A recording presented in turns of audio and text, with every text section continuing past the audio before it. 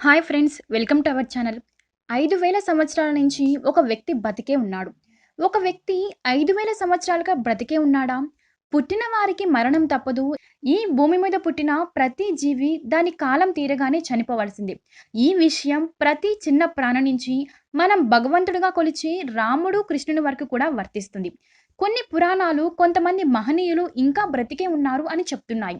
కానీ ఉత్తరప్రదేశ్‌లో 5,000 సంవత్సరాల క్రితం నుంచి ఉన్న వ్యక్తిని చూశాము అని చెప్తూ ఉండడం అందరినీ ఆశ్చర్యపరుస్తుంది. మరి ఆ వ్యక్తి ఎవరు అనే విషయాన్ని ఇప్పుడు వివరంగా తెలుసుకుందాం. ఉత్తరప్రదేశ్‌లోని అటవీ ప్రాంతంలో ద్వాపర యుగానికి చెందిన ఒక వ్యక్తిని చూశాము అని అక్కడి ప్రజలు కొందరు చెప్తున్నారు. ఆ వ్యక్తి మహాభారత కాలం నాటివాడు. ద్వాపర యుగం ముగిసి ఇప్పటికి 5,000 సంవత్సరాలు అయింది అని మన పురాతన గ్రంథాలు చెప్తున్నాయి.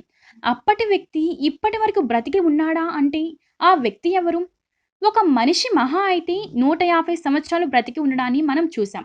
కానీ వీళ్ళు చెప్తున్న వ్యక్తి 5,000 సంవత్సరాల నుంచి బ్రతికి ఉన్నాడా? ఆ విషయం గురించి తెలుసుకోవడానికి మనం ఒకసారి ఉత్తరప్రదేశ్‌కి వెళ్లి తీరాల్సిందే. ఉత్తరప్రదేశ్ రాష్ట్రంలోని లఖింపూర్ అనే ఊరికి దగ్గరలో ఉన్న శివాలయం ఈ వింతకు కారణమైంది. అక్కడ వారికి కనపడే వ్యక్తి ఎవరో తెలుసా? ద్రోణాచార్యుని యొక్క కొడుకైన అశ్వత్థామ. పురాణాల ప్రకారం అశ్వత్థామ చిరంజీవి అనే విషయం చాలా మందికి తెలుసు. ఈయన శివభక్తుడు.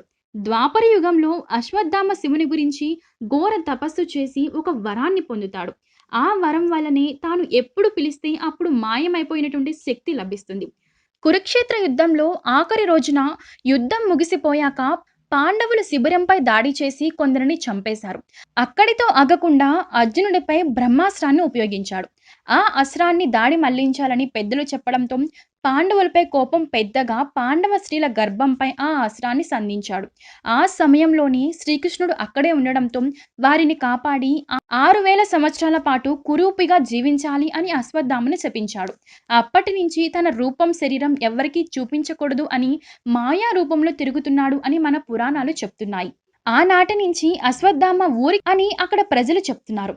ఈ గుడి లఖింపూర్‌కి దగ్గరలో ఉన్న ఒక అడవిలో ఉంది.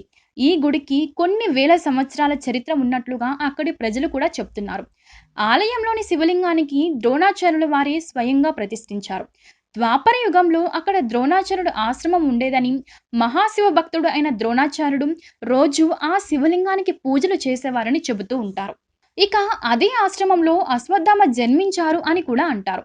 అశ్వత్థామ స్వతహాగా శివభక్తులు. అందులోనూ తన తండ్రి ప్రతిష్ఠించిన శివలింగం కాబట్టి అశ్వత్థామ రోజు పూజలు చేస్తున్నారు అని అంటారు. ఒకప్పుడు ద్రోణాచార్యుని ఆశ్రమమే అయినా కాలక్రమేణా అది శివాలయంగా మారింది అని అక్కడ ప్రజలు చెప్తున్నారు. అశ్వత్థామని చూశాము అనేవారిని బట్టి రోజు అశ్వత్థామ మాయ రూపంలో ఆ గుడిలోకి, గుడి పక్కనే ఉన్న అడవులలో నుంచి మాయ రూపంలో వచ్చి శివలింగానికి పూజలు చేసి మళ్ళీ అడవిలోకి వెళ్ళి మాయమవుతాడు అని అక్కడ ప్రజలు చెప్తున్నారు. అందుకు సాక్ష్యంగా రోజు ఆ గుడిలో జరిగే వింతలు చూపిస్తున్నారు. ఇంతకీ ఏంటి ఆ వింత అని ఆరా తీస్తే ఆ గుడి పూజారి చెప్పినటువంటి విషయాలు విన్నవారు ఆశ్చర్యానికి లోనవుతున్నారు. రోజు రాత్రి గుడి మూసే ముందు శివలింగానికి శుభ్రం చేసి పూలమాలలతో అలంకరించి వెళ్ళిపోతాడట. మరుసటి రోజు ఉదయం వచ్చి తాళం తీసి చూస్తే శివలింగం తడిగా ఉండి పువ్వులు చెల్లాచెదురుగా పడి ఉంటాయట. వేసిన తలుపులు వేసినట్లుగానే ఉంటాయి. ఆ గుడికి 2 కిలోమీటర్ల వరకు ఒక్క ఇల్లు కూడా ఉండదు. అలాంటి చోట ఈ సంఘటన ఏంటా అని చాలా మంది చెబుతూ ఉంటే ఈ పని కేవలం అశ్వత్థామ వలనే అవుతుంది అని అక్కడ ప్రజల నమ్మకం. నిజంగా అశ్వత్థామ బతికే ఉన్నాడా లేదా అనేది ఒక మిస్టరీ. అయితే గుడిలో ప్రతిరోజు జరిగేది ఈ వింత ఒక మిస్టరీలానే మిగిలిపోయింది.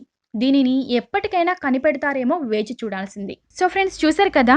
ఈ వీడియో గనుక మీకు నచ్చినట్లయితే లైక్ చేయండి, షేర్ చేయండి. ఇలాంటి మరిన్ని మిస్టరీస్ కోసం మా ఛానల్ సబ్స్క్రైబ్ చేయండి.